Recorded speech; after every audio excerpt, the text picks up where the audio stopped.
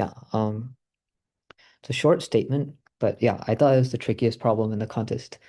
Um, yeah, so there's two kinds of operations. Either you remove two things that are adjacent to each other, or you swap their y coordinates, right? Yeah.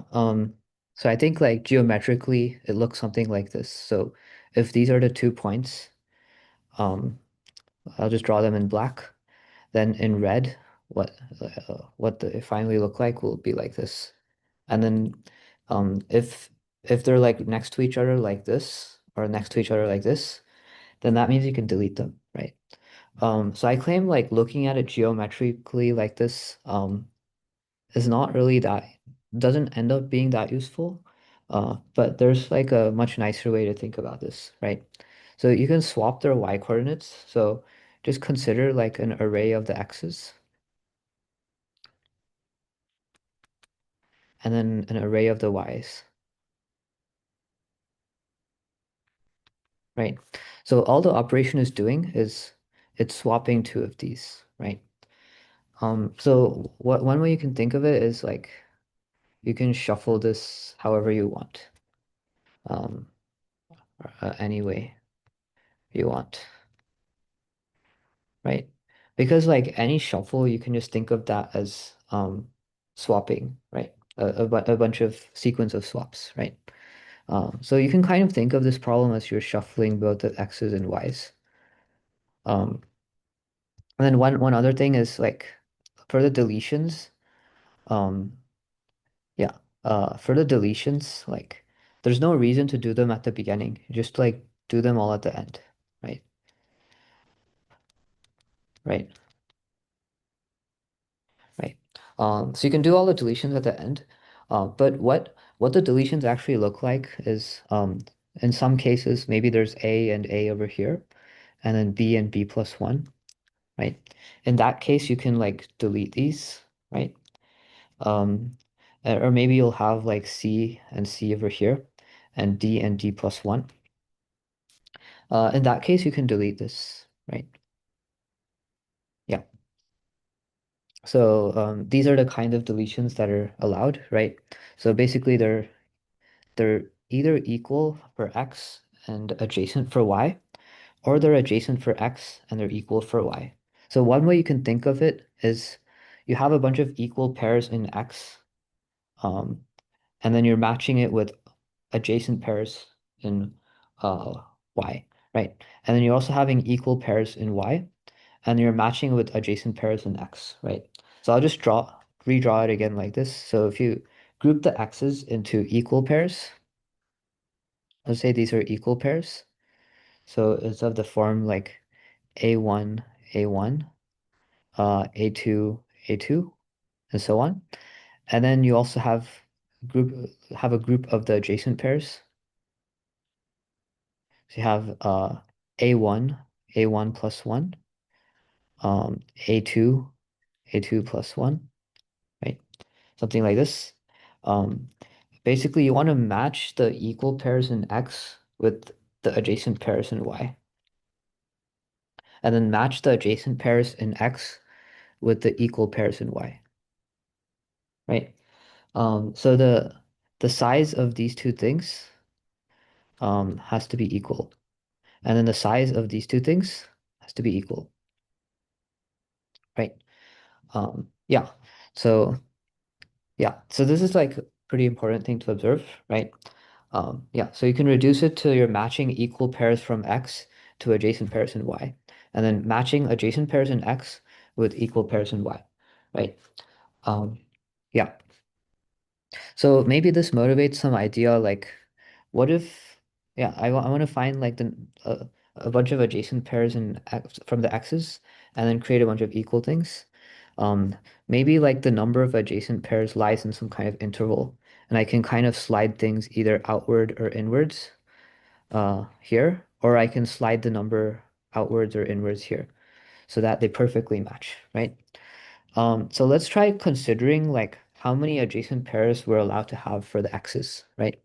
So yeah, so that's okay. I'll use the left side of the screen to draw this. Okay, Yeah, I'll use the left side to draw this. Yeah. So just let's first of all consider the frequencies. So let's consider the frequencies. Let's just say consider just x's, right? We're just considering like um for the x's we either put the values in some adjacent pair or we put the values in some equal pair, right? So let's consider the frequencies, right? So let's say this x value occurs an even number of times. Next one occurs an even number of times. Let's say this also occurs even number of times. Let's say that this occurs an odd number of times. And then this one occurs even number of times, even number of times, even number of times, odd. Yeah, let's just start with here from now. Or yeah, I'll also do even. Yeah. Then basically, if we consider the number of adjacent pairs, the number of adjacent, so let's just say this is the frequency of 1, 2, uh, it can be anything. Yeah, like 10, 11, 12, 13, 14, 15, 16, 17, 18, right? Basically, like the number of adjacent pairs that include the 10, let's say there's no nines. So number of these pairs has to be even. Because if it's odd, then uh, there will be an odd number left, and you can't make like you can't make the an odd number of things into a bunch of equal pairs. That just won't work, right? So we're just considering the number of adjacent pairs. So there's even number from here, even number from here, yeah, even here. Since we picked a even number of adjacent pairs that it contained this odd number, then we're on like this pair is only allowed to occur an odd number of times, right? And then now there's an odd number of this thing left. So you have to have an odd number of adjacent pairs for this, and then an odd number of adjacent pairs for 15, 16. And then yeah, for 16, 17, you need an odd number of adjacent pairs.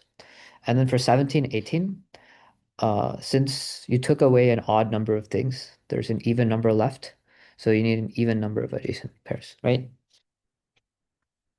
So this tells us about the minimum number of adjacent pairs we're allowed to take, right?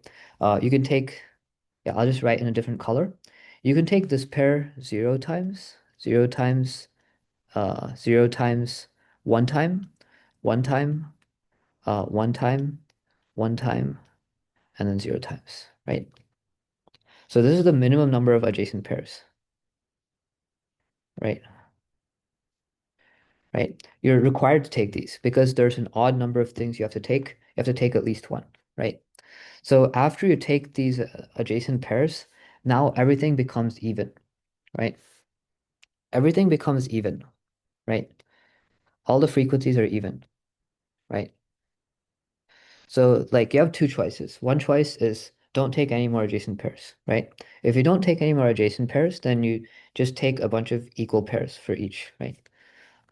Yeah, so you just take a bunch of, you just divide it into blocks of length 2, right? Right? Otherwise, you could consider taking more adjacent pairs, right? So the strategy here is, yeah, so you can show that it's optimal. Uh, yeah, let's just assume they're all next to each other and they have an even frequency, right? So start from the leftmost. If you want to maximize the number of adjacent pairs you take, first of all, like all these have to occur an even number of times. So they could occur 0 if you want, but the greedy strategy is go from left to right, and then at each stage take as many as possible,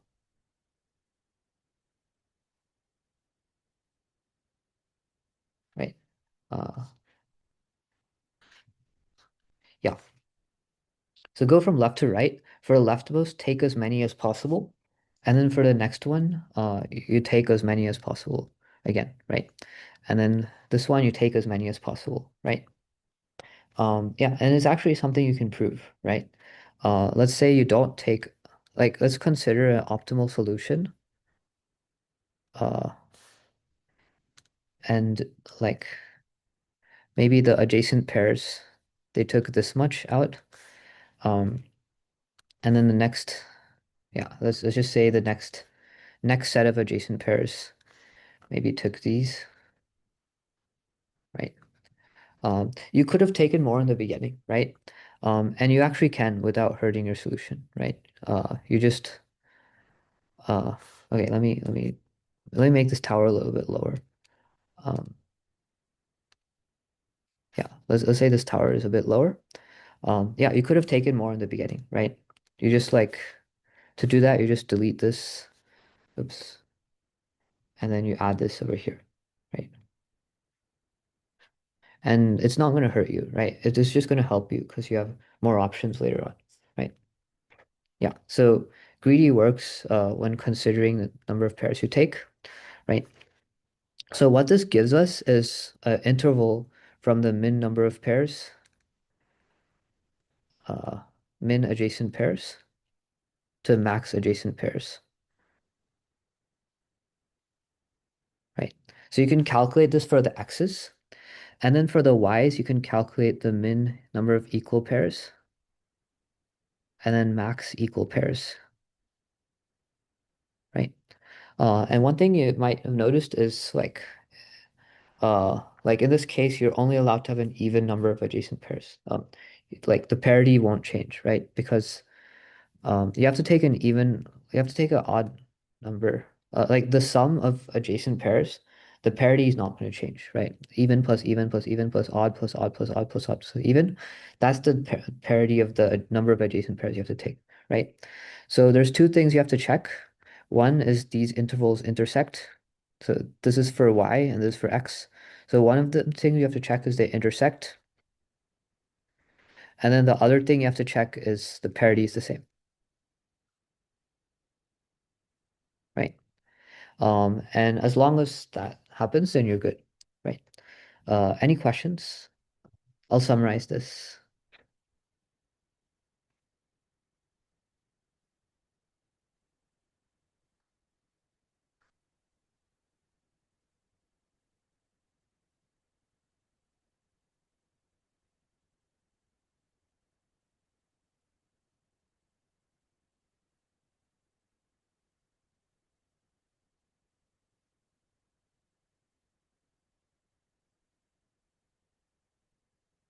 Uh,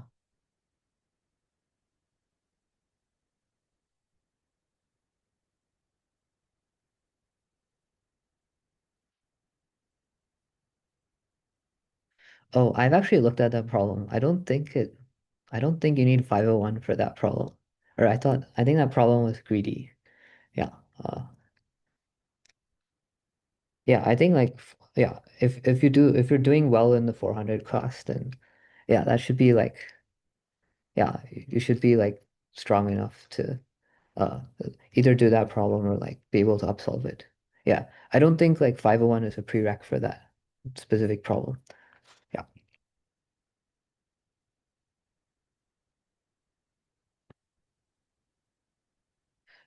Yeah. I'll just summarize the solution, right? Um, yeah, so yeah, we kind of reduced this to a problem where we want to match like equal pairs of x to adjacent pairs of y, and then adjacent pairs of x to equal pairs of y by like shuffling the values in x and y. Yeah, and then uh, yeah, so the number of equal like this brings a question of like how many adjacent pairs can we actually have to get a valid matching, right? So looking at the frequencies, this allows us to actually calculate like the number of adjacent pairs we need, right? Yeah, so basically, yeah, so the structure is like the first odd element, you have to have an adjacent pair from there. It's required because it's odd, right? So you can take the minimum number of adjacent pairs, uh, because a bunch of these are required to occur even number of times. Like when you go from left to right, you can deduce this. And then a bunch of the adjacent pairs, they're required to happen an odd number of times, right? Um, yeah, so you can pre-place like you can just take one for whatever needs to happen an odd number of times, and this gives you the minimum number of adjacent pairs that you need, right? And then after that, all the frequencies are even. So you go from left to right and greedy to find the largest number of adjacent pairs, right? Um, yeah. And yeah, and then the solution ends up being like uh as long as you can get some number of adjacent pairs from the x's that equals the number of equal pairs from the y's, then you're good. Right?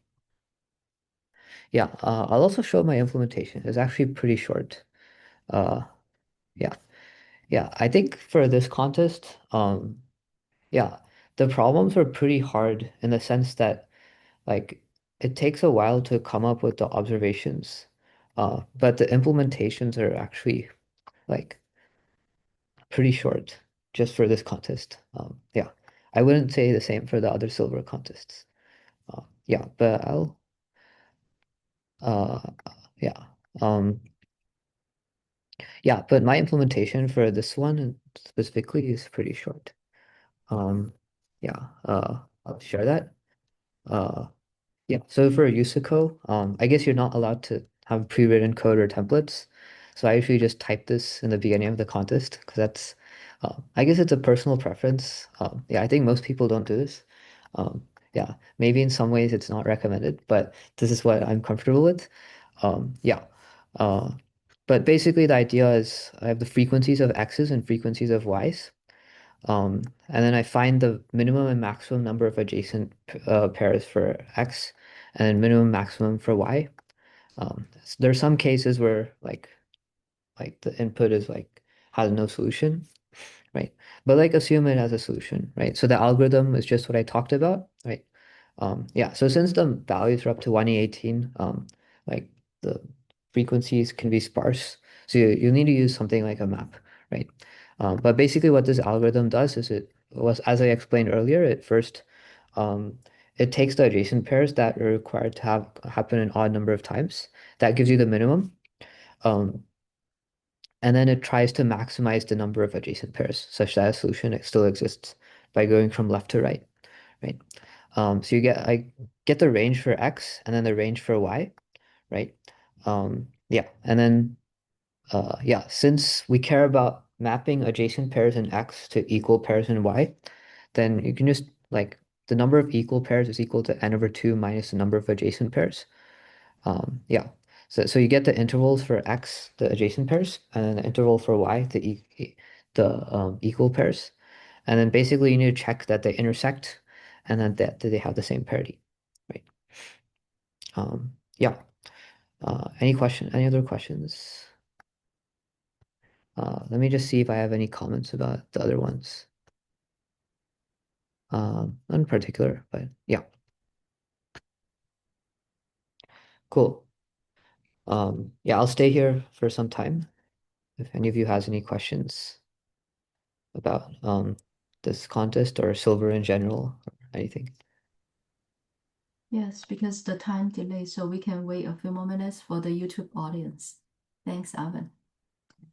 Yeah,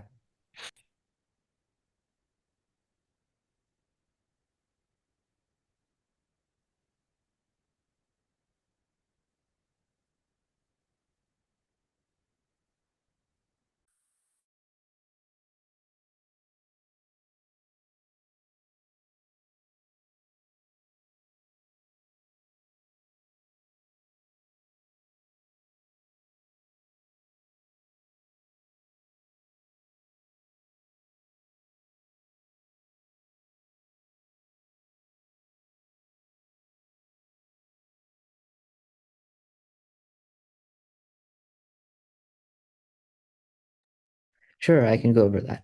Yeah, yeah, yeah,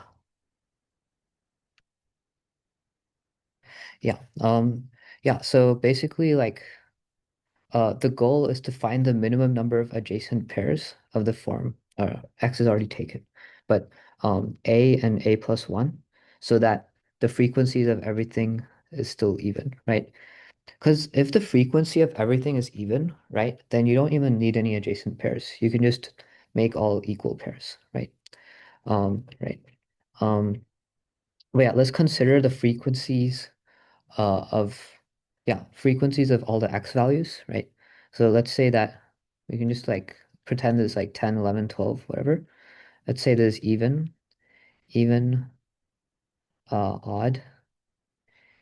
even. So this is the leftmost thing that occurs, like the non-zero number of times. Odd, even, odd, even. Yeah, so there's some cases where it's not possible, like there's three odds or something, but I'll just consider this. Wait, this should work, I think, surely. Yeah.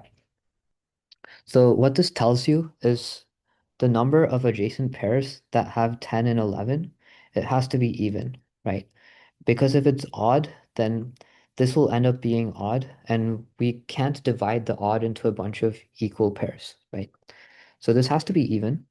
And then since we took an even number from this one, it's still even. So the number of adjacent pairs over here has to be even, right? So the number remaining for this one, 12, is like the initial odd number minus an even number. So this is an odd number now. So we have to have an odd number of pairs, right?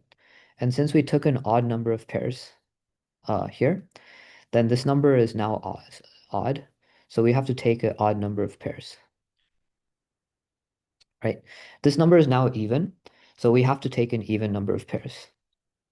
And this number is oh, okay, I think I need, yeah, I think it's fine. Yeah. Yeah, and then this is even, so we need to take an even number of pairs. This is now odd because it's odd minus even. So we need an odd number of pairs, right? Um, yeah, yeah, and yeah, that's how you argue like you have different types of pairs where the first element is A and the second one is A plus one. And you have you can like go from left and right to figure out whether you can conclude that you either need an even number of these pairs or an odd number of pairs, right? And the key thing is if you need an odd number of pairs, that means that you need at least one, right? You can't take zero because it has to be odd, right? So then the minimum number of pairs, you get that by taking this one, uh, yeah, and this one, right? And once you've taken them, then the frequencies will now all become even. Right. So the thing here is, uh, yeah, I took the minimum number of pairs. I was forced to take these because they're all odd. So the minimum number of pairs is equal to 3 in this case, right? Yeah, and then to find the maximum, you can greedily go from left to right, and then try to take as large of an even number of pairs as you can from each thing, right? Yeah. Yeah, I think when I did the problem, I think uh yeah, I was able to like kind of quickly find what's the minimum number of pairs, but yeah, it took me a while to convince myself that you can just go to maximize it, you can go left to right and do things greedily. Yeah.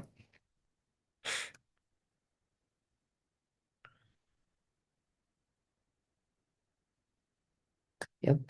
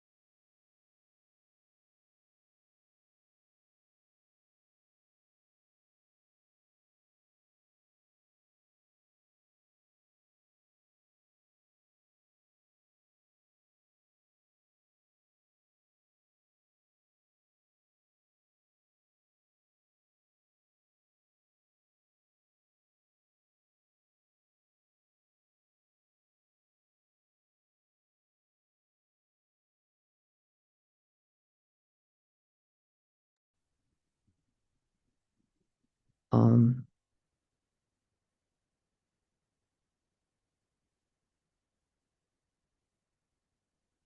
okay. Oh, you have a question about the first problem. Uh, yeah. So I think for the first problem, yeah. I think the 1e6 thing, I scrolled too much.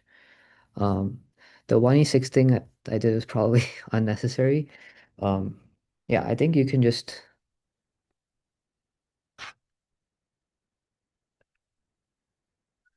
like I guess the structure is like there's this stuff that you have access to and there's stuff in the queue. So I guess you can like simulate it until the next time your queue reaches the same state, uh, or something like that. Um, yeah, yeah. Surely, I think you probably, or I think you can prove that eventually the cycle length will be n minus h. So, I would expect that like if you have two cycles of lengths n minus h that have the same sequence, um, if you have two cycles of length n minus h that have the same sequence, um, three to be safe, uh, th- then you can conclude that's your cycle.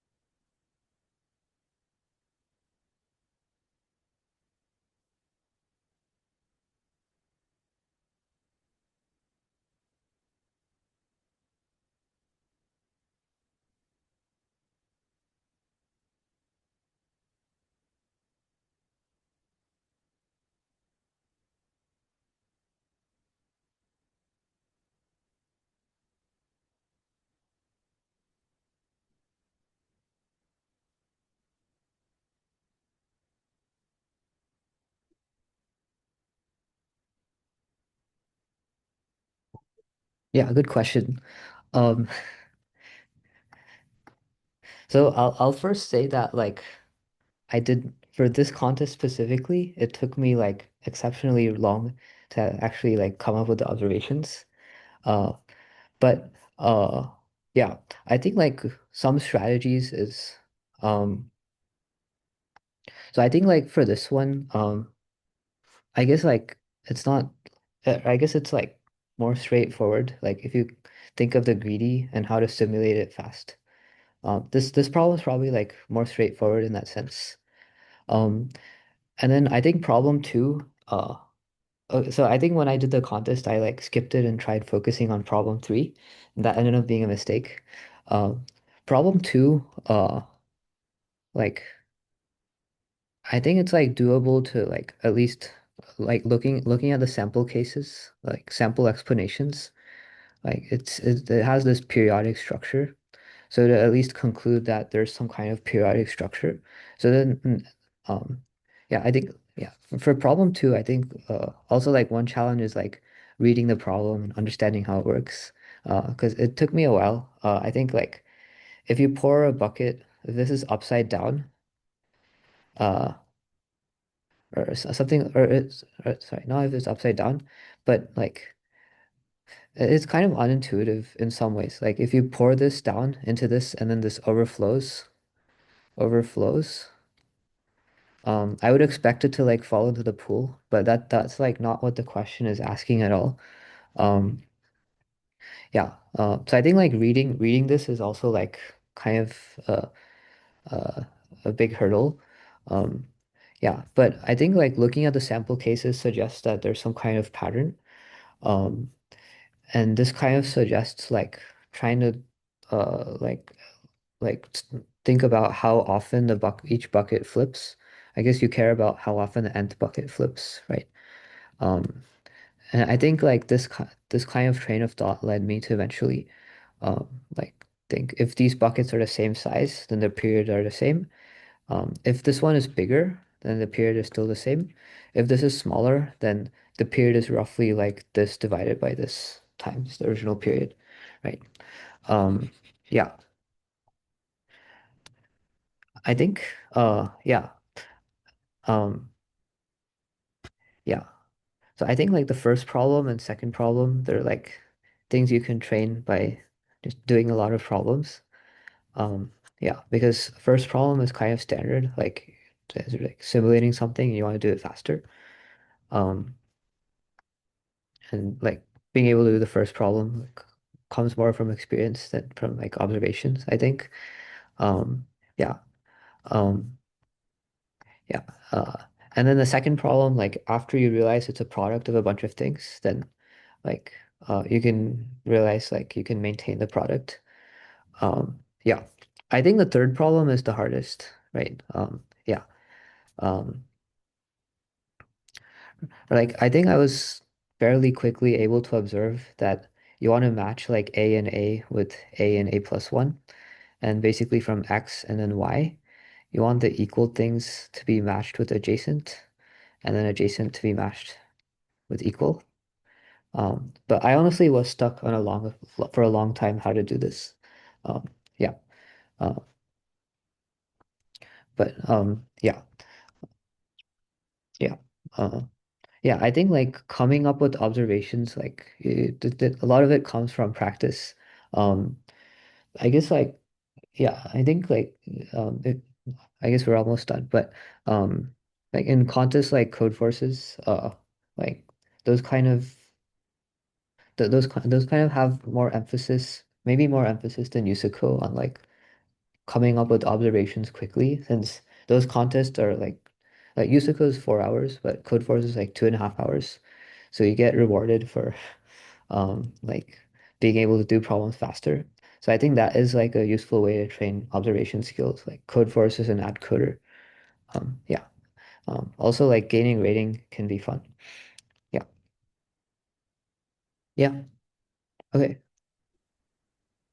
Thank you, everyone.